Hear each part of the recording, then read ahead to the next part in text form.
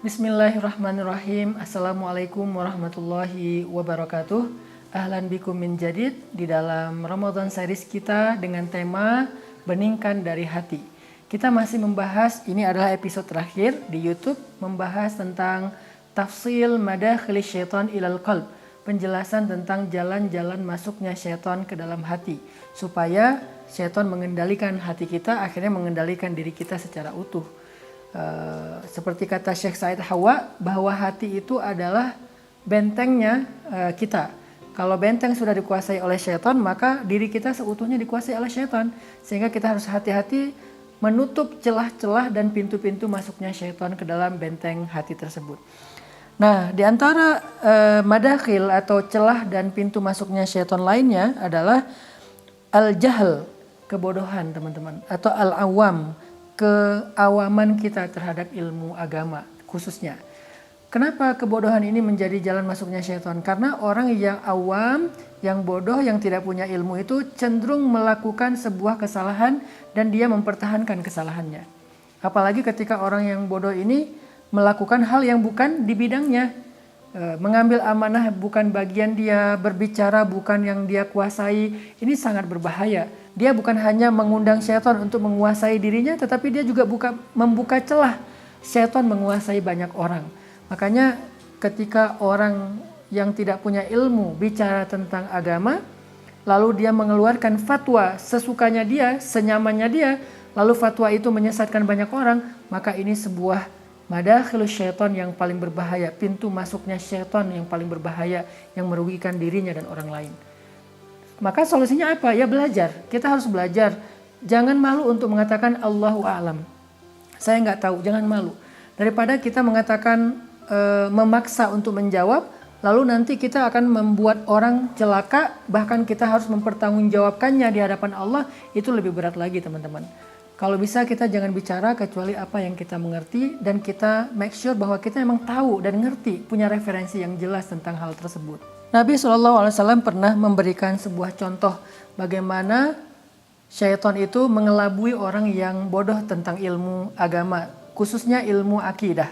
Kata Nabi, "Inna syaitana ya'ti ahadakum fayaqul man khalaqak." Syaitan itu datang kepada seseorang di antara kalian lalu bertanya, "Siapa yang menciptakanmu?" Fayaqul, "Allah tabaraka wa ta'ala." Orang itu menjawab, "Allah yang menciptakan aku." Lalu syaitan bertanya lagi, "Man khalaqallah?" Siapa yang menciptakan Allah? Fa idza wajada ahadukum dzalika falyakul amantu billahi wa rasulih fa inna dzalika yudhibu an. Kalau seseorang merasakan itu di dalam pikirannya, ada pertanyaan siapa yang menciptakan saya? Kemudian kita menjawab sendiri Allah yang menciptakan saya. Lalu muncul lagi pertanyaan, lalu siapa yang menciptakan Allah? Kan suka ada kayak gitu ya, pertanyaan-pertanyaan yang sok kritis dan nakal tentang akidah, tentang kebesaran Allah. Kalau muncul pertanyaan-pertanyaan yang syubhat kayak gini dalam hati kita, kata Nabi, maka katakan amantu billahi wa rasulih, aku beriman kepada Allah dan Rasulnya, sehingga pertanyaan itu akan hilang dari pikiran kita. Kenapa? Karena itu adalah jalan masuknya syaitan untuk mengelabui pikiran kita, karena syaitan tahu keterbatasan ilmu kita. Yang terakhir teman-teman, jalan masuknya syaitan ke dalam hati manusia adalah su'udzon, berburuk sangka. Allah Subhanahu wa taala berfirman, "Ya ayyuhalladzina amanu ijtanibu katsiran minadh-dhann inna ba'dadh-dhanni itsm." Wahai orang yang beriman, jauhilah sebagian besar dari persangkaan, karena sesungguhnya sebagian dari prasangka itu adalah dosa. Surat Al-Hujurat ayat 12. Prasangka itu seringkali menjadi jalan masuknya syaitan untuk membisikkan hal-hal yang buruk di dalam pikiran dan hati kita. Misalnya kita kayak mendapatkan sebuah berita yang tidak terlalu jelas nih. Tetapi kita langsung menyimpulkan berita itu dengan sebuah kesimpulan karena mengikuti prasangka kita. Nah, inilah jalan masuknya syaitan. Jangan menyimpulkan dulu sesuatu yang belum jelas. Jangan menyimpulkan dulu sesuatu yang kita dengar hanya sekilas. cross check dulu, tabayyun dulu. Makanya Allah mengatakan fatabayyanu, cari tahu dulu kebenarannya, kejelasan beritanya, sehingga kita tidak terjebak ke dalam prasangka. Apalagi kalau prasangkanya salah. Benar aja kadang-kadang dosa, apalagi salah. Itu akan membuat kita akhirnya menyebarkan fitnah, menyebarkan hoax. Maka solusinya adalah cari tahu kebenaran secara lebih kritis. Milikilah kemampuan analytical thinking atau berpikir secara analisis supaya kita menganalisa informasi. Ini benar nggak ya? Ini benar nggak ya? Compare, bikin perbandingan antara satu sumber dengan sumber yang lain sehingga kita tidak terbawa arus. Apalagi sekarang kita mudah sekali mendapatkan berita dan informasi di sosial media. Bahkan banyak dari kita yang kadang-kadang ketika dapat sebuah posting, ada kecelakaan misalnya ya, ada tawuran, ada apa gitu ya, viral. Si yang punya akunnya tuh nggak ngejelasin gitu secara lebih jelas di captionnya, ini di mana kejadiannya, kronologisnya kayak gimana, nggak jelasin. Akhirnya kita mencari beritanya di mana? Di komen. Kita lihat komen-komen orang. Kayak misalnya yang paling gampang gini sih, ada film, adegan film bagus gitu kan. Kita kan penasaran itu film apa sih? Cari judul filmnya di mana? Di komen. Oh ternyata ini film A, film B, dan seterusnya. Gitu juga dengan berita.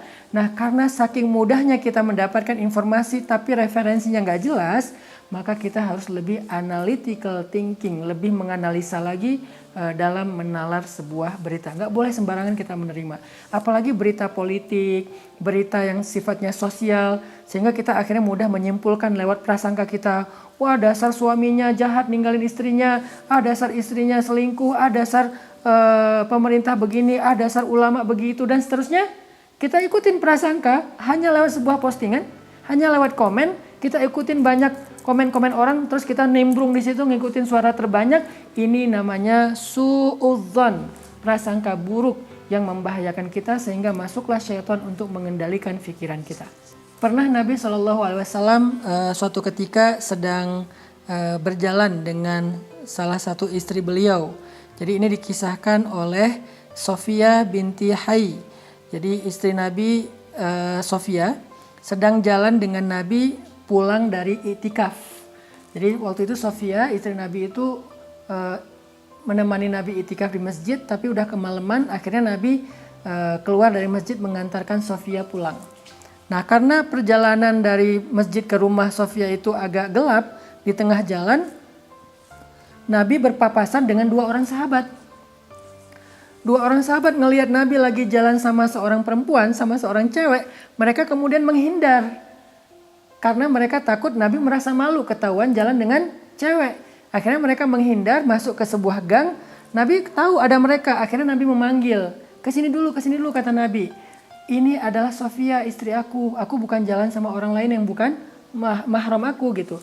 Kemudian sahabat ini mengatakan, ya Rasulullah, gak mungkin kami berpikir yang macam-macam tentang engkau. Maka Nabi SAW kemudian menjawab, inna syaitana yajri min ibni Adam majrad dam minal jasad. Syaitan itu ngalir dalam aliran darah kita. Sehingga bisa jadi sekarang kalian tidak berprasangka, tetapi ketika kalian tidak mendapatkan kejelasan berita, aku nggak klarifikasi siapa perempuan ini, suatu saat kalian akan berprasangka buruk terhadap aku. Jadi tabayyun, klarifikasi itu penting banget. Sampai Nabi aja yang suci, yang tidak pernah berbuat dosa, takut sahabat terjebak dalam prasangka tentang perempuan yang berjalan bersama beliau, sehingga beliau bertabayun, ini adalah Sofia istriku. Bagaimana dengan kita? Keharusan kita untuk tabayun atau mengklarifikasi sebuah berita menjadi sangat darurat sehingga kita tidak terjebak di dalam bisikan-bisikan syaitan yang membuat prasangka-prasangka buruk kita terhadap orang lain. Semoga jalan-jalan masuknya syaitan yang dijelaskan oleh Syekh Said Hawa di dalam kitab Tazkiyatul Anfus ini menjadi referensi yang baik buat kita untuk menutup celah-celah syaitan agar tidak menguasai benteng hati kita. Barakallahu fikum.